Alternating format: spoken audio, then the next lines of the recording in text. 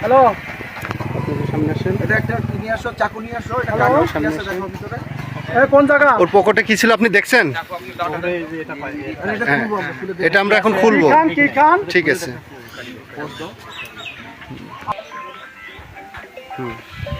ভাই তোমার কাছে কতগুলো ছিল মোট? 5 পিস। আর আছে তোমার কাছে? নাই।